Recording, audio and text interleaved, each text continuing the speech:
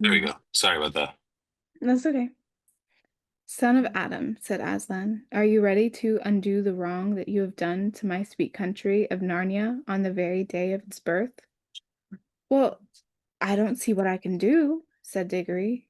You see, the queen ran away, and I asked, are you ready? Said the lion. Oh, dang, you did that so good. I thought you were talking to me. I was like, you, like, yo, because you like something to record. That's why I asked, are you, hello? Excuse me? That Well, was good. That was really, no, you got to do that over again. That was yeah, good. I guess No, that that means was good.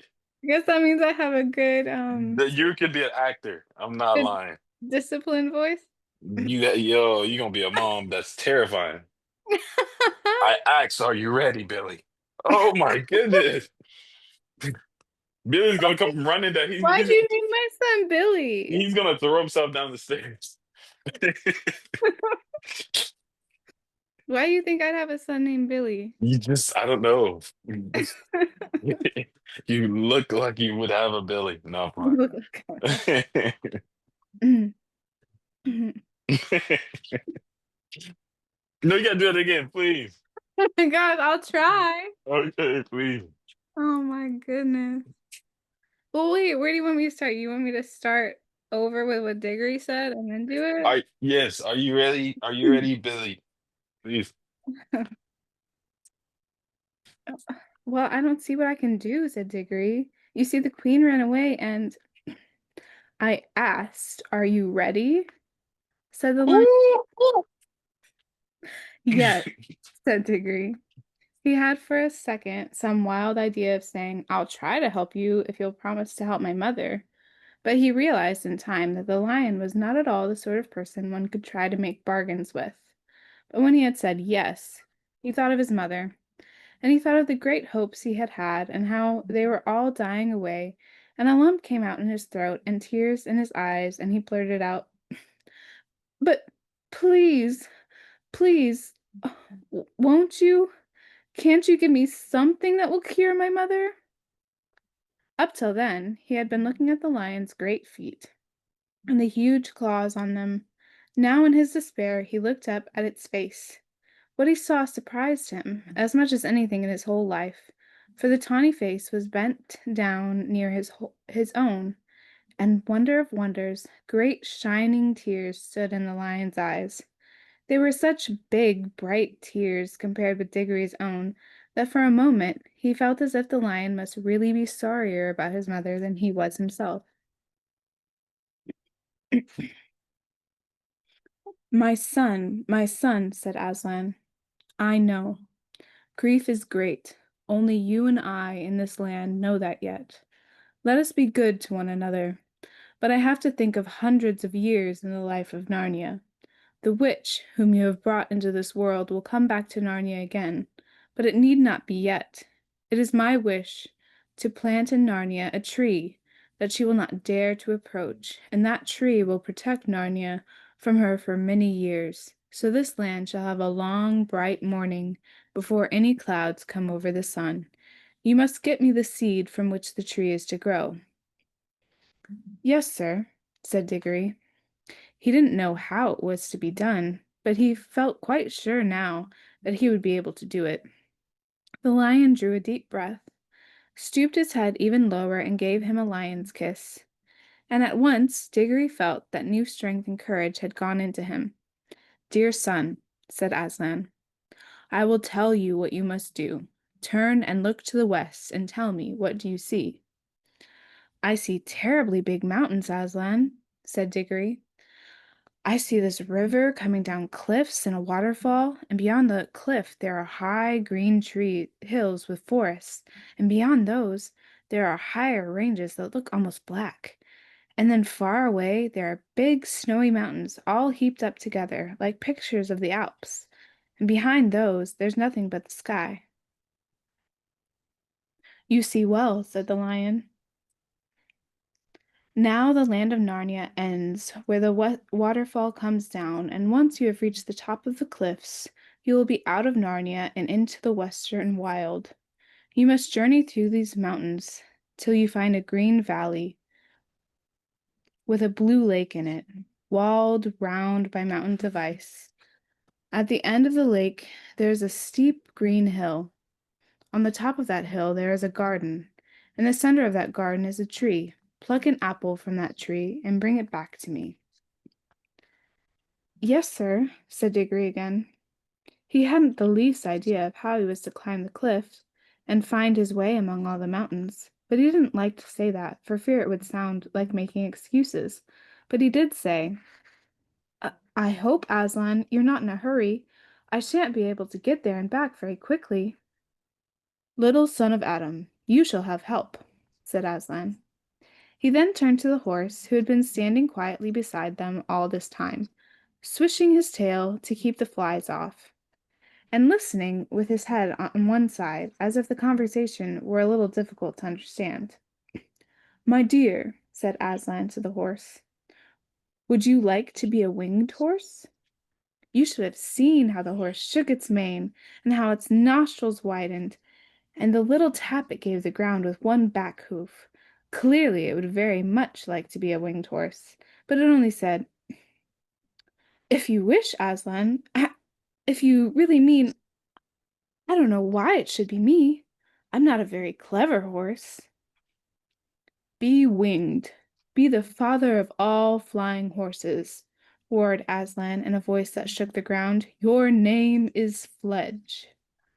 The horse shied, just as it might have shied in the old miserable days when it pulled a hansom. Then it roared. It strained its neck back as if there were a fly biting its shoulders, and it wanted to scratch them. And then, just as the beast had burst out of the earth, there burst out from the shoulders of Fledge wings that spread and grew larger than eagles, larger than swans, larger than angels' wings in, ch- in church windows. The feathers shone chestnut color and copper color. He gave a great sweep with them and leapt into the air 20 feet above Aslan and Diggory. He snorted, neighed, and cavolted. Then, after circling once around them, he dropped to the earth, all four hoofs together, looking awkward and surprised, but extremely pleased. Is it good, Fledge? Said Aslan. It is very good, Aslan, said Fledge. Will you carry this little son of Adam on your back to the mountain valley I spoke of? What? Now? Now? At once? Said Strawberry, or Fledge, as we must call him now. Hurrah! Come on, little one. I've had things like you on my back before, long, long ago, when there were green fields and sugar. Here's a picture. Sorry. That's okay. I just kept going. Here's a picture. Uh, Yo, let's go. the horse. There's the picture, guys. This is this horse is the what's the name of the horse? So the horse was Strawberry in the like, this was the horse that was the cabbie's horse Hmm. got taken in. Remember the cab driver, um, that the witch had stolen Hmm. the thing and they all got like taken to Narnia um together. So that was his horse. The name was Strawberry, but now that he's become a winged horse, his name is Fledge. Mm. Because Aslan, Fletch. Okay, because now he's a wing. Because that transformation is what that picture's showing. yep, because Gotcha. Aslan renamed him. Gotcha. Okay. But like the chapter is called Strawberry's Adventure because he was Strawberry before he The got name of the horse was Strawberry. the name of the horse was Strawberry, but Yeah. Okay, that's hilarious. Strawberry as a horse. but Aslan changed his name to Fledge. Fletch. Fletch sounds so much better. It Like does. appropriate. Imagine me naming my strawberry orange. Orange. You're naming your horse Orange? Yeah, imagine me naming a horse orange. Like, hey, that's orange. Well, I have always wanted, and A one horse named Orange. no, Oh, it's like it what? has to do with like it does have to do with animals. Uh-oh. Like if I like I love my cats, Jack and Kate. Yeah. Um and if I and I'm not gonna replace them or anything Mhm. until something something happens to them, and I hope that Hey, is hey, let's not talk about none of that. Come on now. for a long time. We're But not I doing this. always wanted a I have always wanted to get a puppy and, Okay. and a kitten Okay. and then name the puppy Kitty Oh my goodness. and name and name the kitten Oh, don't do it. Puppy. Don't do it. Yeah. Because I think it would be hilarious for That actually someone. would be No, hilarious. it would be hilarious for someone Yeah. to like to someone to come over, right? Yeah. They're trying to call the cat. So they're like, "Here, kitty, kitty." And then the True. puppy comes, and then the dog comes to them because that's True. his name. And then, I mean, you can't really call cats, but or they're trying to call the dog, and they're like, "Come here, puppy." Come here, puppy. Yeah. Mhm. And then the cat comes to them, or not, because the cat probably wouldn't, because cats, don't. But No, that would be adorable. That would. I'm not even gonna lie. hilarious. That would be adorable. So someday it's gonna happen. Someday I'll have a puppy named Kitty, Yeah. a kitty named Puppy. I think a puppy named Biscuit would be it's adorable. Come here, Biscuit, Biscuit. Biscuit's an adorable name, yeah. That's adorable.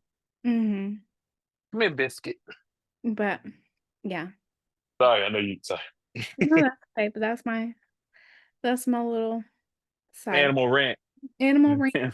All right, here we go. What are the two daughters of Eve whispering about? Said Aslan, turning very suddenly on Polly and the cabbie's wife, who had in fact been making friends.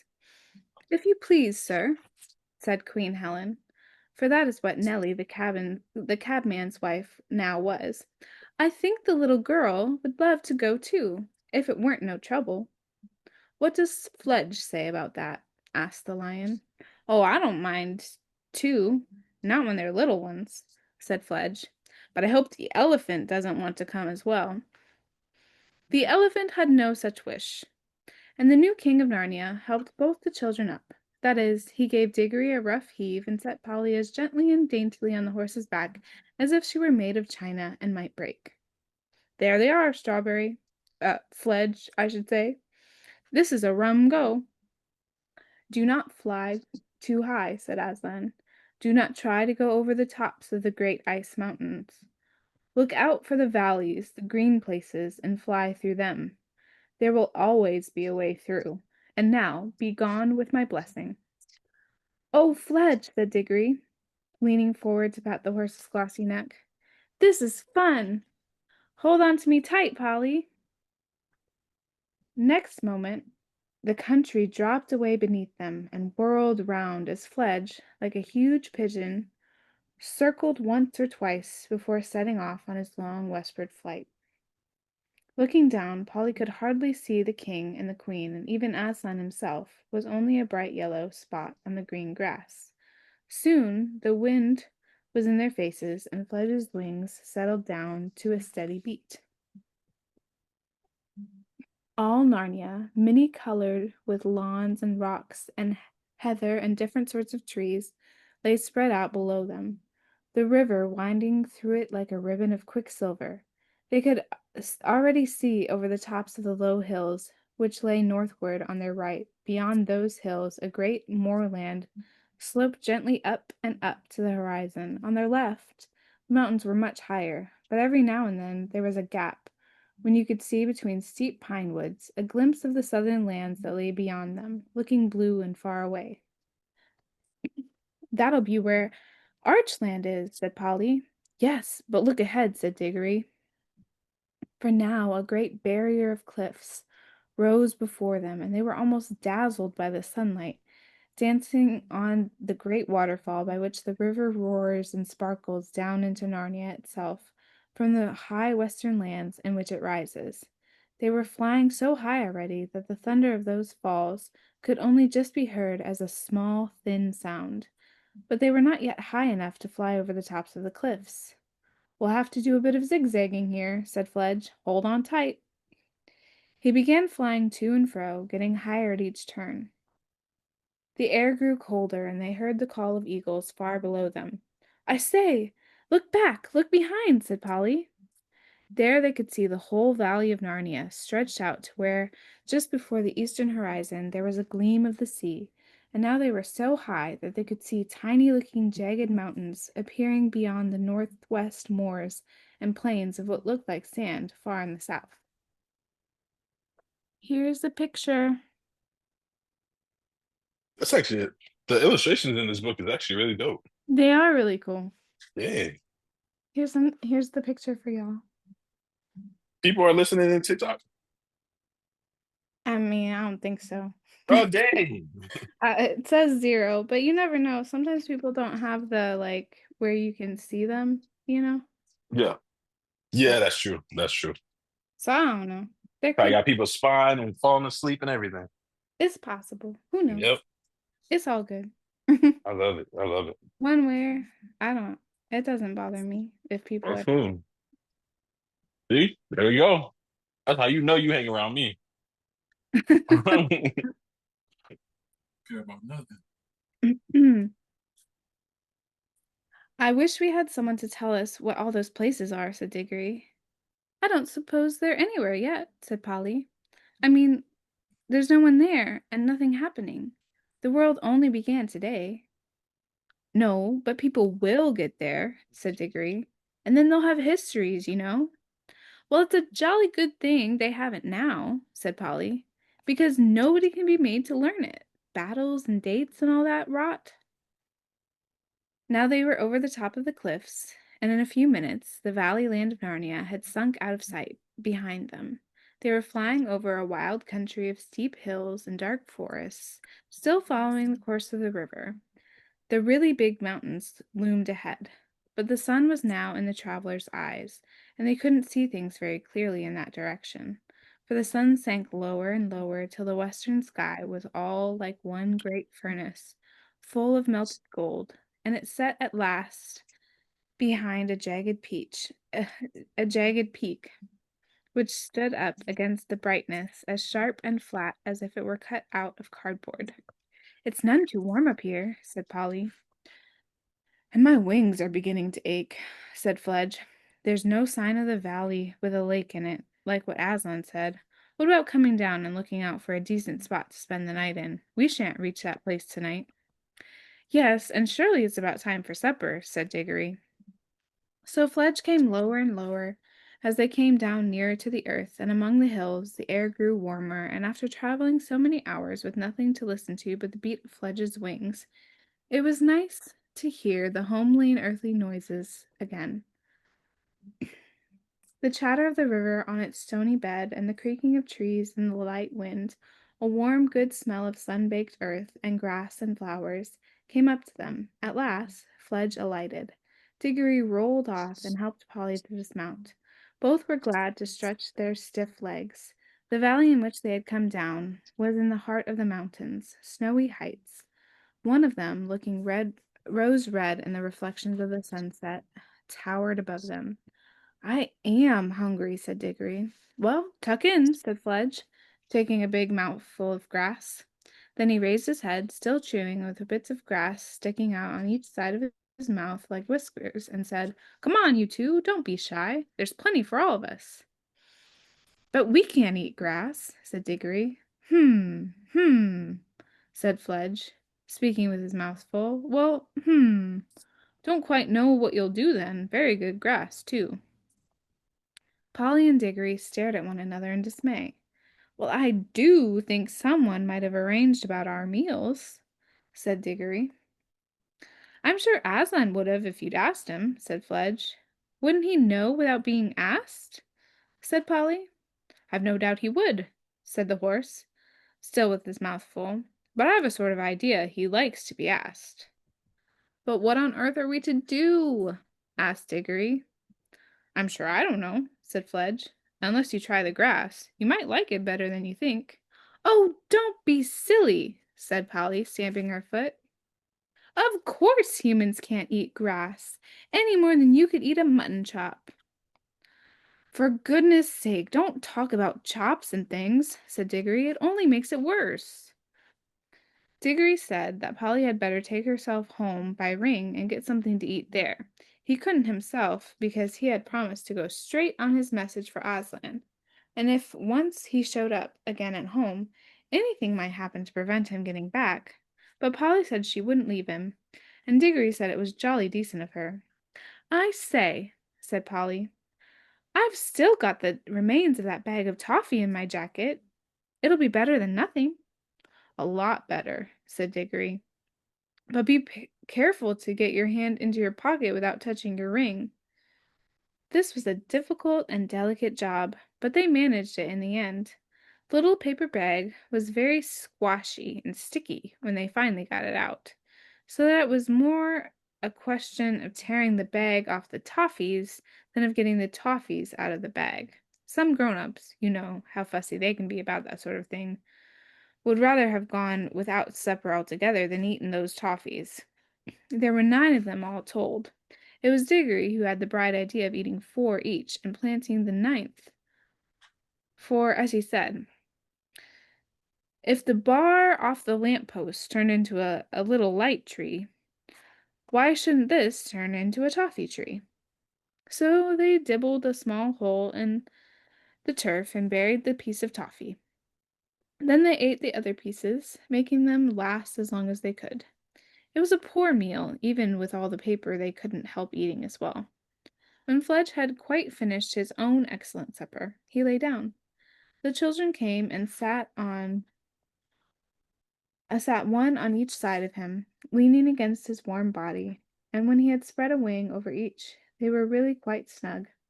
As the bright young stars of that new world came out, they talked over everything, how Diggory had hoped to get something for his mother, and how instead of that he had been sent on this message. And they repeated to one another all of the signs by which they would know the places they were looking for, the blue lake, and the hill with a garden on top of it. The talk was just beginning to slow down as they got sleepy, when suddenly Polly sat up wide and said, Hush! Everyone listened as hard as they could.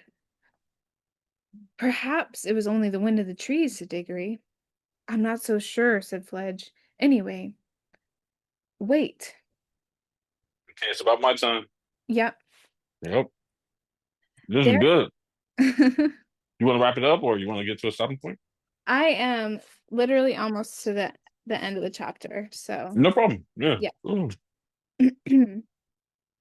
Okay. Um, Jack, don't step on the computer. Come here. Or here. You like that better? There you go. He doesn't always like to step on my lap because it's not Mm. stable. Yeah, So I moved over so he could step on the couch. gotcha. Let's do it. You're gonna be a dope mom. You are. Listen how you talk to him. Everyone listened as hard as they could. Perhaps it was only the wind in the trees, said Diggory, presently. I'm not so sure, said Fledge. Anyway, wait. There it goes again. By Aslan, it is something.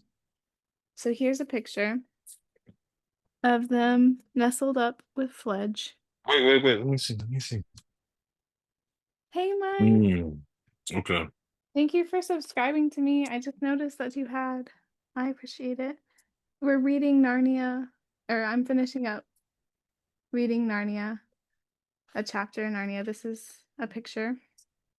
And then it's going to be Trey's turn to read for. No. You don't want to read? You No. I do. can.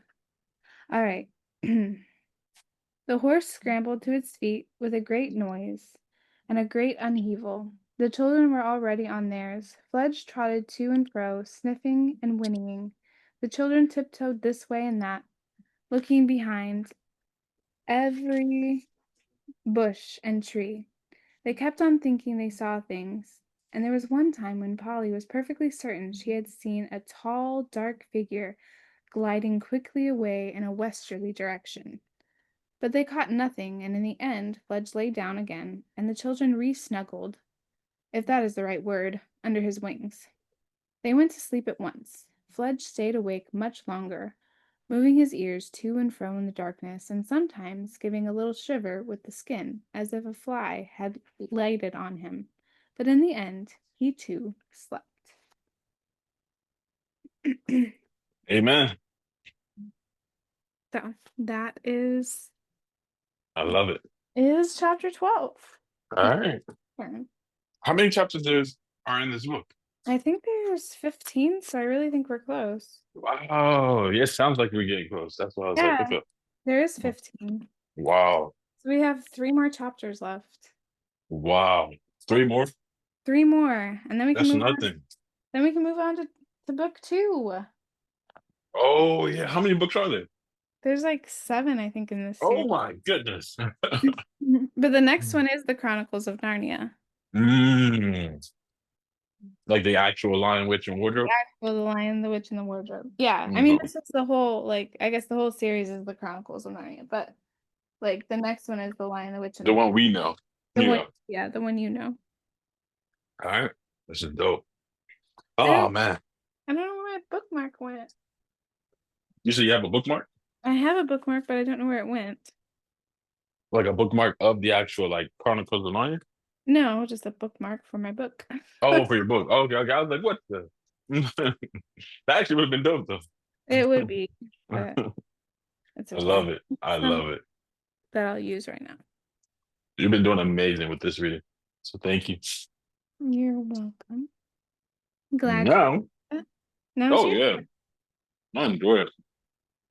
And now we get to leave off or see where we left off. bookmark. Yay. You found it? Yeah. Cool. I typically would like bend the paper, the page.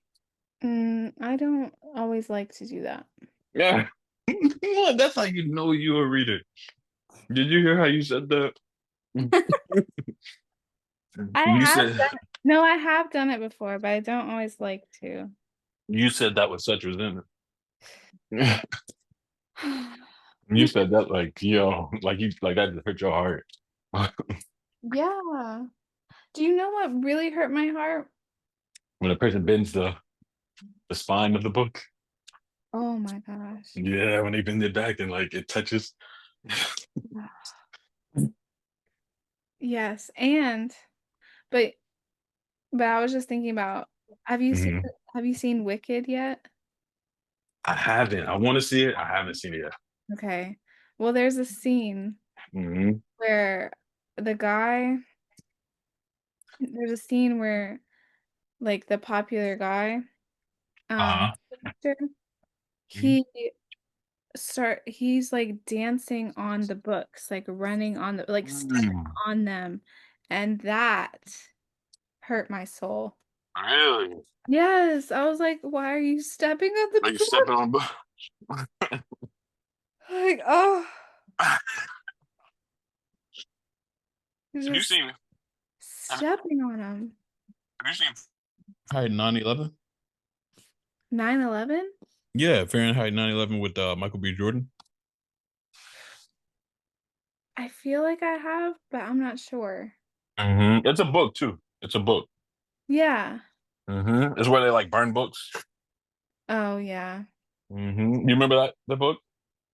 No, I haven't read the book, but I mean, there's plenty of like, I mean, they really did burn books in history, like during Yeah. the Holocaust and everything. hmm Exactly. And it was kind of like out of that, I think, historical time period.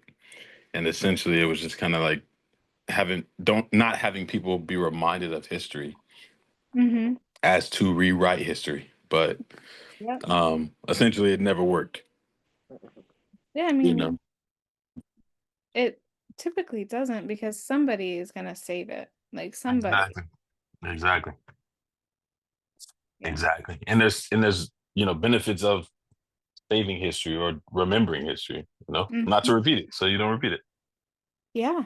Also, Hmm But let me stop stalling because I was stalling. You were I stalling. was stalling. No. Dang.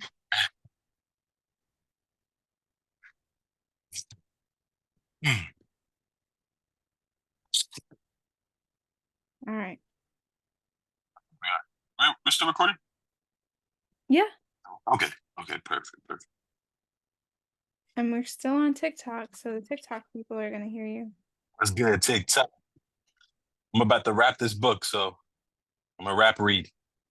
You're gonna wrap it. Let's go. Nah, nah, I'm playing. That would You be so horrible for Run. That would be. Can you do it. imagine me doing that for Run? Can't Okay. imagine. I can't imagine you doing it for anything. So He's like, what do you mean?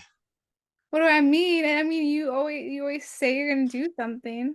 Don't do that. Don't And do yeah, that. like we still haven't gotten a flop video from you. I said I was gonna do that. You said you were gonna do that. And you did. Just give me some time. Mm-hmm. Just give me some time. It takes a minute to flop. It's an art. No, It's an like art. Ian and I did it on the spot. You had us do it on the spot. It's my Jeremiah. No, I'm saying E and I did it on the spot. Y'all made a flop video on the spot. What are you talking about? We didn't make a flop video on the spot, but we flopped on the spot. Like when we were doing, look at the video. Look at the sports video. Wait, Look at y'all did a. Oh yeah, y'all did the do flop. it. Y'all did. No, he didn't do it. You did it. E did it too. No, I don't remember Egypt. I think Egypt just put her head down. She always puts her head down. E did it. He always puts her head down. E No. did it. Watch this. Watch it. Okay, I'll watch it. I'll Watch watch it. the video again. Do you even watch the videos you post? No, no, but I do. I do. I do. All right, let's read this because we got to know what happens. We do. All right, where did we leave off though? That is a good question. That's the thing. Hmm, let's see. Oh, but did we make it to the cave? Yes. That's what it was. Yep. That's what it was. That's what it was. Mm, It's okay. so we made it to the cave. Mm-hmm. Okay. All right, so I'm gonna read a few paragraphs before that, the ending of that chapter. Okay. Okay. Let's see. A sliver of fear surfaces. If he goes in, if he chooses to rest there, he might be trapped. Panic raises his blood pressure, pounds his heart. He glances around, suddenly sure the hunters lie in wait for just such an opportunity to trap a stupid kid. But he is as alone as before, and so desperately tired, he considers the cave mouth again. Maybe there is a second exit. If so, he would consider it. Trouble is, there's only one way to find out. He has to go in. Reed steps up to the entrance, noticing a small pile of broken branches draped over part of it. He hesitates.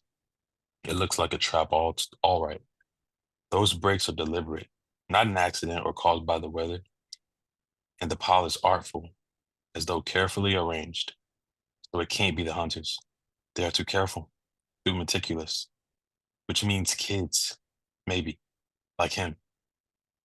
Could it be someone sheltered here before him? Or even, was it possible, could still be here? Reed rolls his shoulders forward as he shrugs to himself. If the cave is empty, but useful, he's in luck. And if there are others, well, maybe they have answers he doesn't. Either way, it's worth the risk, no matter his fears. Reed draws a steady breath and ducks inside. Chapter 14. Don't come any further. It's a girl's voice, quavering and low. Reed can feel the fear radiating toward him, almost smell it in the cool and damp of the cave. It is so dark inside, his eyes still tuned to the sunny morning, he is forced to wait out the adjustment, all the while hating how vulnerable it makes him and refusing to back off at the same time. There's a whisper of cloth, the sound of a shoe grinding over dirt and rock. A thin channel of light penetrates the darkness and someone glides into into it. Not a girl, so she isn't alone. This boy is small, scrawny even. His skin so dark he almost blends into the gloom around him. Guesses he's about 13 or so. His vision slowly adapts, enough he spots two more figures hiding in the cave. Reed. He figures it's the best place to start, the least threatening, but the boy before him doesn't look all that reassured. He has the same tension in him Reed saw in Monica, though less desperate and more sane. What do you want? The kid's voice shakes. Reed knows the feeling well. Nothing. That much is true. Not from him or his friends. I just saw the cave and thought I'd check it out. He whispers. He whispers, his voice drifting in the dark. Reed isn't sure he'll ever speak above a whisper again, just in case. Milo, the boy says, grudging and with a scowl on his face. This is our cave. Reed shrugs like he doesn't care, even though it hurts him, this rejection from his own kind. Nice of you to share. He can't help that parting shot in a part of him hope. It cuts deep. He eases backward, ready to leave, when the girl comes into the thread of light. It's all right, she whispers back. You can come in if you want. Reed hesitates. He does want to, very much. Just seeing the three of them together in that sheltered place gives him a feeling of safety. He knows it isn't smart to let that feeling in, but he can't help himself. He's been running for so long.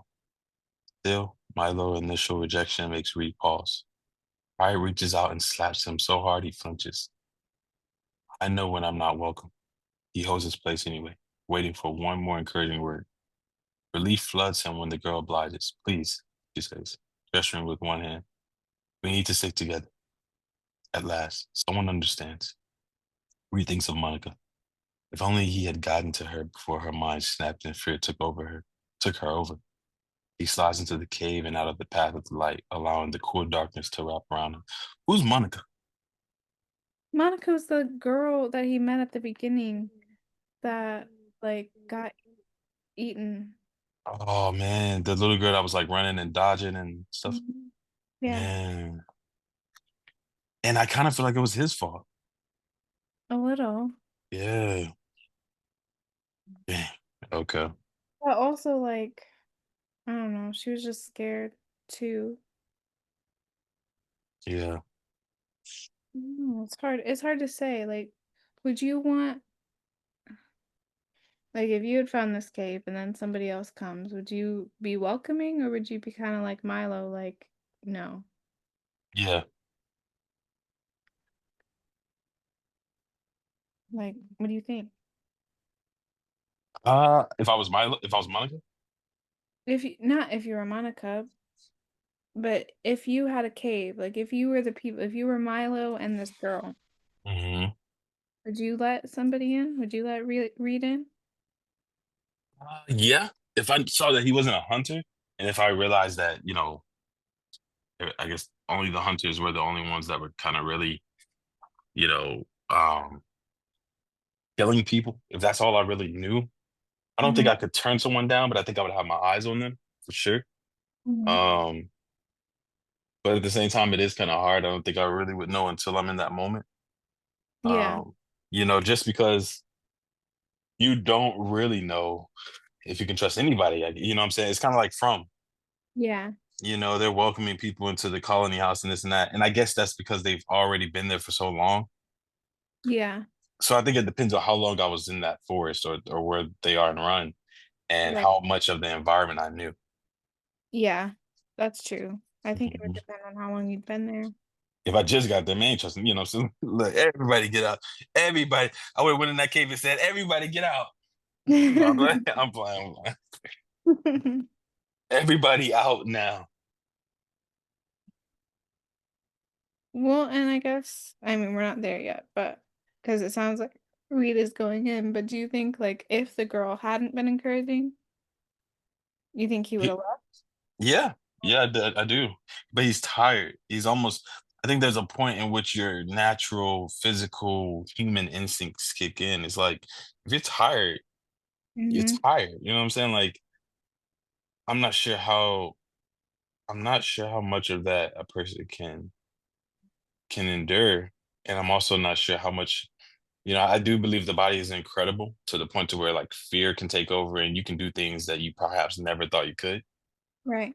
You know what I'm saying? Like stories of a mother lifting a car with a child underneath it, right? Like stuff Mm-hmm. like that. It's like, man, like I do think stuff can kick in at times where we're like super strong Mm-hmm. and you don't realize that you even are that strong or you even did that, When Yeah. I when I when I was in a car accident and the car flipped like 4 or 5 times and it stopped with me, upside down and everybody was able to get out the car except for me, um, because the car door was like jammed in. I don't even really remember it, but I like kicked the door so hard it like, you know, darn near flew off the hinges, Wow. and I didn't even realize any of that, but just the adrenaline of it took over Mhm. me, Yeah.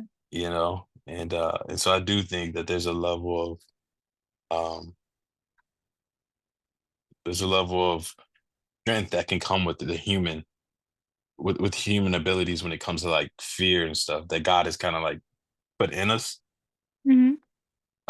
But I will say that there's a limit. Definitely. There's a limit. Yeah, there's a limit. Like there's a limit where it's just like, hey, this is it. So yeah, yeah, yeah. I'm curious to see what happens here. Yeah. Okay. Sorry, those are my questions, but No, you're good. You kind of like took me back a little bit. I'm like, hold on now. You know, you're not about to sit here and deviate from this book. we're not I'm deviating. playing. I'm What you do in a book club? You ask questions, hey, Trey. hey, hey. Not playing. You could interrupt my book and ask questions. Next time I'm interrupting everything you do. You already do that. That's my stuff. Dang. Are you ready? Yeah, let's go. Let's do it. Ooh, I can't wait. Like, I think I'm going to tell Jeremiah to make some like drawings out of this. And then we can put that inside the content that we make. Yeah, that would be awesome. I may make Jeremiah part of the content creation team. So I'm gonna start creating teams inside of the brand. Mhm. Admin team, moderator team, and then he may be a part. I may want him to be like part of the content creation, and then that'll give him access to all the groups like in return. Yeah, You know what I'm saying? Like just and in that way he can feed into the content creation part of it. yeah, that would be Because awesome. imagine you having your little artistic figure that he draws, and it's like every time we have podcasts, we kind of put that in the stream, or that becomes like your avatar for when we cut off the screen or something. Like Yeah. one day, you know what I'm saying? I'm just thinking of stuff like that. Mm-hmm. Oh, oh, I got some ideas. That's awesome. Yeah, I had an idea today. Yeah, make sure you take note because whenever we do the team meets, you know what I'm saying? We can put that or the one-on-ones. Mm-hmm. All right, let's finish this. I'm getting excited. Gonna have to pee again if I get too excited, so let's do it. Leave me alone. Go read. All right. Um, let's see. At last, someone understands. Reed thinks of Monica. If only he had gotten to her before her mind snapped and fear took her over. He slides into the cave and out of the path of the light, allowing the cool darkness to wrap around him. The scent, the scent of the earth is stronger here, and unwashed bodies. He doesn't mind, pretty sure he's just as fragrant. The girl leaves the light, Milo right beside her. She shines even in the dark, pale blonde hair, almost glowing. I'm Layla. Reed lets his legs buckle and slides to the floor, wrapping his arms around his knees. This is Drew. He introduces a second boy. There's a subtle flash, the hint of light on glass as the kid nods once. Wish I could say it's nice to meet you. Drew's voice is almost as high as Milo's, but with an odd accent. Reed's mind says New England, so this kid is local. Layla makes the first move, easing forward until she is face to face with Reed. She's about his age, eyes as light as her hair, dark bruises underneath highlighting them. Even her skin is ghostly pale, thick eyelashes transparent. Reed almost laughs when his heart tells him she is beautiful.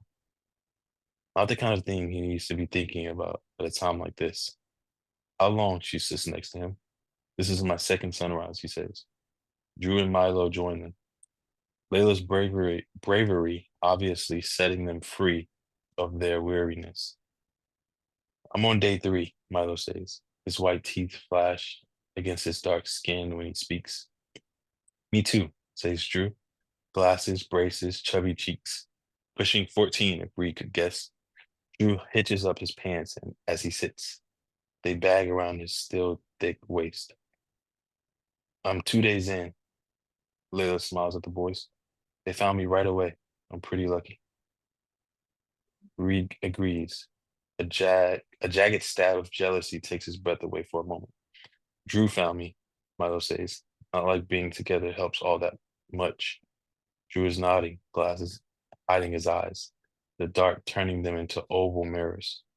If I ever get out of here, he says, I'm never running another step ever again. The other two laugh. Reed can't bring himself to. How long have you been hiding here? It would be nice to think the cave could be a more permanent refuge. But Layla sighs. Since early this morning, just before dawn, they seem to find us no matter where we go. Reed fights off the instinctual panic. Is there any other way out of here? None of them say a word. It's an answer enough. We tried to hide the entrance, Drew says. Didn't do a good enough job, obviously. Do you have any food? Milo sounds pathetic, and Reed instantly recoils from the boy's needs. He knows then, even if he had anything left, he would lie and wonders what he is becoming. Dang. So his instincts are even telling him to like lie and not even help people eat. Mm. No, Reed says. Then reluctantly, he tells them about the cabin and what he found. They listen to him like he is a prophet, locked into his words. We should go right now. Drew is on his feet, hands tugging at his falling jeans. I bet we could sneak in and out and they'd never know. Reed reaches out and pulls the boy back down to the ground. They know I was there, he says. They'll be watching now. But we're starving. Reed despises the whine in Drew's voice and resists the urge to slap it out of him. He reminds Reed of Lucy, how she used to beg their parents for the things she wanted. It makes him sick to his stomach. There are things in the forest we can eat. He has been so focused on running, he forgot that was true. But his father showed him what to look for, the right kinds of mushroom, fiddleheads, bird nests, could hold eggs. He just needed enough time to look. Reed realizes he is still thinking in singular terms. That he is obviously ready to abandon the others at the first sign of trouble. Do any of you know why we're here? More than food or water or shelter, Reed wants answers.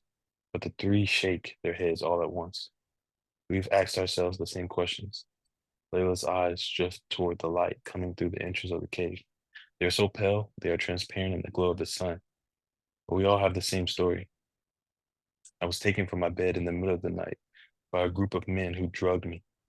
I woke up in the back of a van, was carried out here and dumped in the dark. Her thin shoulders rise and fall once. The boys found me, got me loose, told me we had to run. She turns back, eyes meeting Reed's. Do you have anything new to add? He shakes his head.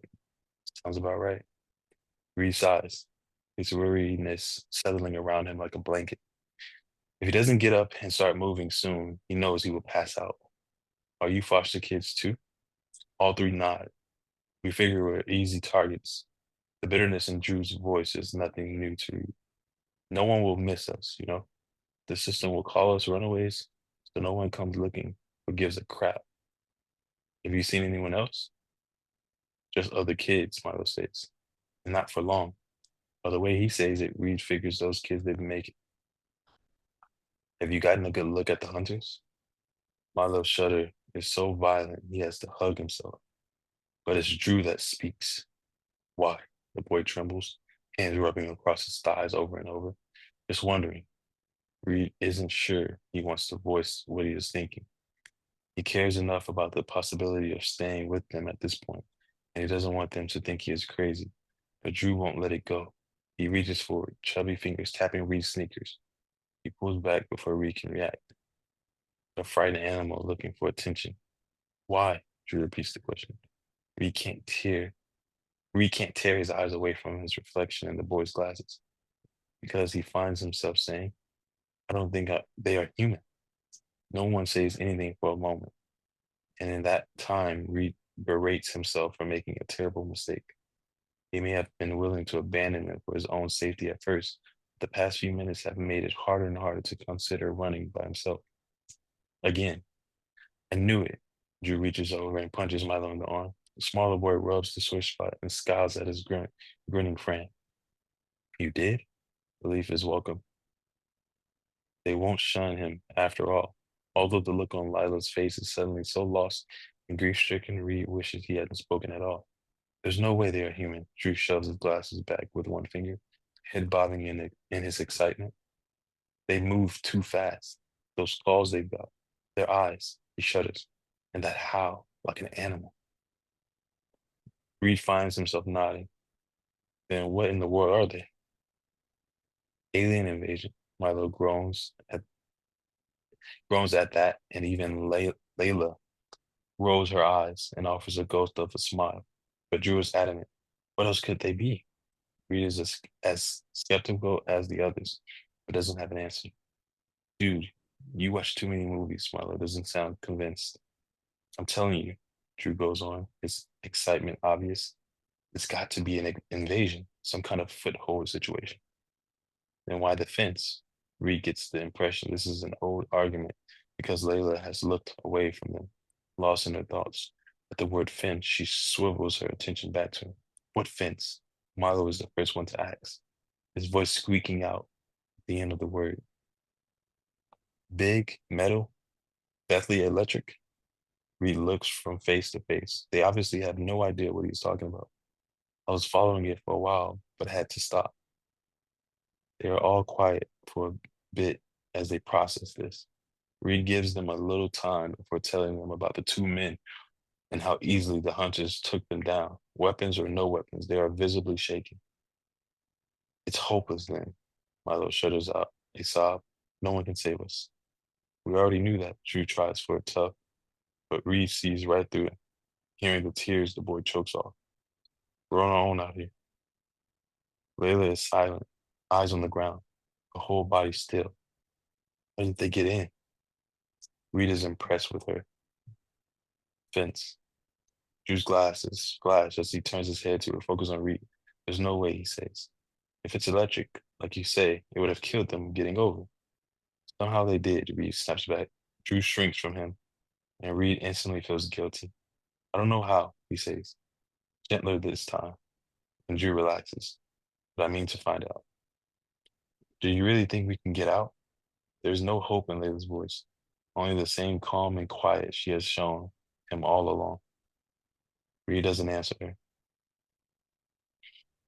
All right, we stopping here? No, we don't. I mean, no, you can keep going. I'm just turning off stuff. No, no. Yeah, no, you're all good. I was just saying the Yeah, it time is. wise. It is time. I know, but this chapter isn't over, so we can finish the chapter if you want. Yeah, you can finish the chapter. Okay, let's do it.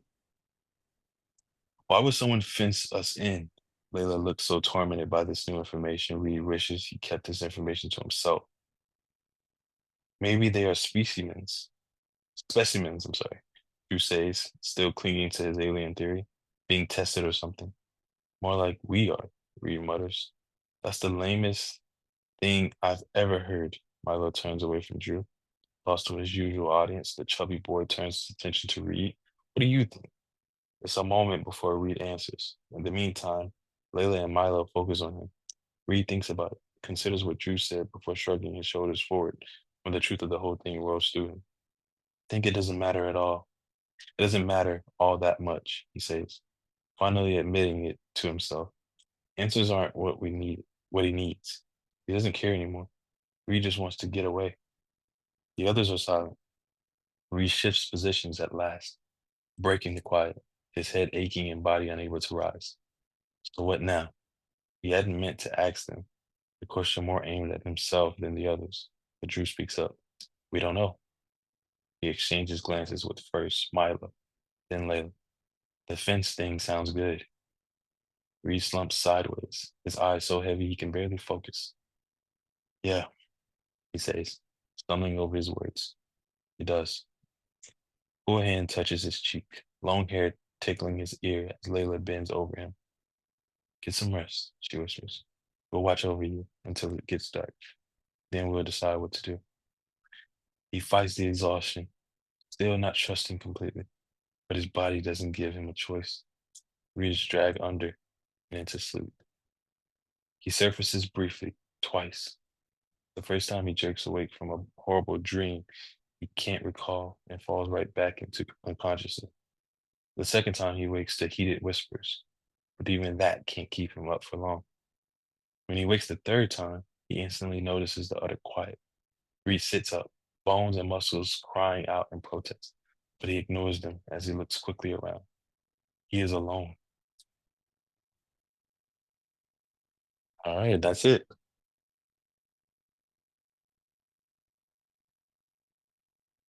Oh, dang. They left him? It looks. Like, how can the chapter just end like that? Yeah. No, I'm playing. There's more. Trey. Sometimes chapters end like that. What do you say? Sometimes there are cliffhangers like that. That's true. Ugh, you and your I'm sorry. you and your games, I'm Trey. sorry. You're not sorry. I'm not. Keep reading. All right, all right. He is alone. His heart clenches, stomach a solid knot of rage. They left him, abandoned him there after they promised they would watch over him. He promised. So much for trust. Owl echoes nearby. Reed freezes, his anger running out of him, shoved aside by terror. Flicker makes it through. The thought that they set him up to save themselves, but he has no time to let it trouble him. Fear shoves him toward the gap and out into the night. He has slept the day away, his only consolation, and yet, if that rest gets him killed, it will have done him little good. Reed eases down the hill toward thicker trees, all senses wide open and alert. He waits for another call to reach him, but none comes. Reed finds the head of a path into the trees and runs for it. He slams right into Layla. She falls back, but he catches her, holds her up until she has her balance again. He looks up into his eyes, hers full of the terror they share. Her whisper is a hissed command. He turns without another word and runs down the trail. Reed follows right on her footsteps, keeping up with her easily. She leads him on a winding run through the trees, dodging the path over and over. He realizes she, too, understands the value of avoiding straight lines.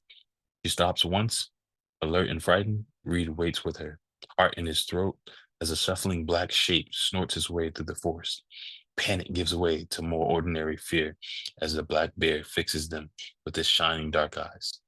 Rather than attacking, it growls gently before plodding off into the dark. Layla rests against a tree, her breath easily easing out of her. When her eyes meet his, she smiles. If this wasn't so horrible, that would have been amazing. He finds himself smiling back. I'm sorry. The words blurred out of him. I thought you left me behind. She's quiet for a long time before shrugging her shoulders once. We did, she says, but I had to come back for you. Reed's blood, once warmed by her friendships, runs cold again. Why is that? Who knows, she says, moving off. Maybe we need you after all. She stops, turns, looks at him. Are you coming? He wants to say no. They betrayed him, left him to die. What should he? Why should he? But he can't bring himself to be alone again. Instead, he follows her into the forest while he builds walls around his budding trust and compassion. Dang, they actually left him. Yeah, that's crazy. That's crazy. But also kind of understandable. You think it's understandable? Well, I mean, I think about it in that they have already formed a bond together, right? Mm, And then a new person comes in. They don't really know him, yeah, you know? that's true. Um, so so I can understand it. Yeah, Also, like it's not necessarily right either, you know?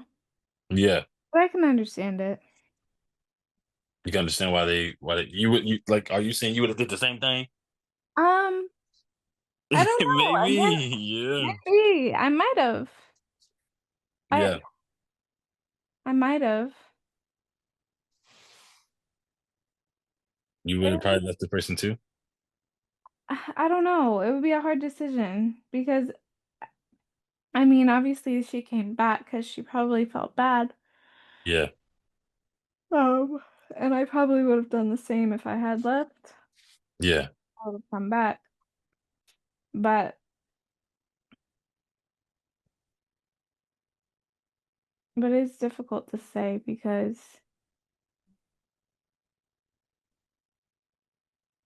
it's just I don't think you would know until you're in that situation. until you're in that situation. Yeah. Yeah, Although they have all been there around the same time, you know?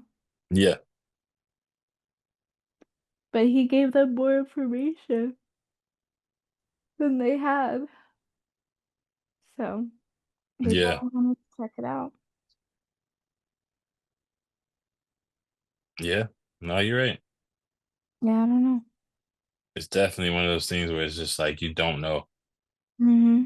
You don't know what you would have done. You don't. You know what I'm saying? You just don't know.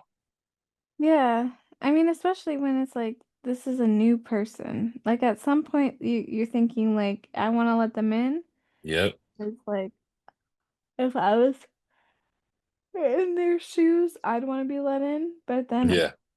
at the same time, you're like, can I trust them? Is having one more person gonna slow us down? Yeah. You know? Because there's that aspect too. Yeah. Kind of like I feel like it's kind of like in the Hunger Games, you know, where Yeah. No, it is. different in the sense that they're not meant to kill each other, you know, Yeah. because in the Hunger Games, that's what that is about, is like they're told that they're supposed to kill each other, but Yeah. like sometimes they form alliances at first, and that would be tough. I agree. Yeah, I don't know. That's kind of what it reminds me of, anyways. Yeah. I agree. I agree. It's I never want to be in this situation. You know what I'm saying? Let me put it that way. Yeah, me I neither. would never, you know what I'm saying? Like, Lord, take me. If you know, like take me into your everlasting arms if this is what's going on. Right. Cause that's terrifying. Hmm. Yeah. And then they left you at this point, you know, but then he doesn't really have a choice. Does he be alone? You know, but she did come back for him, you know, and I understand, I guess you can understand some level of like the fear. I don't know. But then what do you do? Do you go with them because they left you already? So then, like, Exactly. in that case, it's like, well, now I can't trust you. Exactly. You've already left me once. But Exactly. you've been alone for so long. Like, I feel like, in some senses, like, on Reed's side, you know, you've been alone for so long that you kind of long for humanity. Yeah. I don't think we're meant to be alone, you know what I mean? Yeah. Like, So like there's like that duality as well of like they've already broken his trust by leaving him, Yeah. but also does he want to be alone? Does he want to be alone? Mm-hmm. Like, Yeah. 'cause he's been alone for so long already. Yeah. Oh, absolutely. Yeah. It's a lot. It's a lot. This is a lot. Like I said, it's not something that I would want to be in. It's not That's something that I would recommend anybody to be in. But if you find yourself in it, get to know the Lord Jesus Christ. yes. You know, get to know the Lord Jesus Christ. Um, but this was good. This was good. Is that the end of the chapter for real this time? Yeah, this was the end for real. Like, and I'm gonna be honest with you, I kind of still want to keep going. Um, but we have a level of anticipation that comes with every time we read it, so Yeah. I do try to respect that, but I'll at least in the recording for now, since it's, well been over, so people don't think we recording for 2+ hours, but yeah, no, I appreciate it. I appreciate this. This is dope. I can't wait. Y'all tune in again because we will be reading this up until we got 5 books, kid. You know what I'm saying? Like, 5 books on that one? yeah, I think it's like 5 books in this series.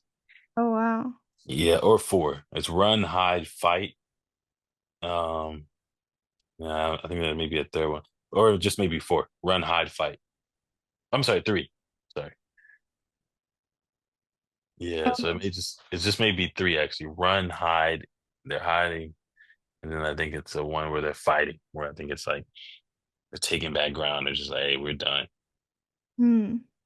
So a little Hunger Game type situation. Yeah. It's kind of what this is giving. Yeah, that I mean that's what I imagine. I mean it's different Yeah, than it for sure. yeah, But exactly. Exactly. I love it. I love it. Well, guys, tune in until next time. But until then, peace. peace.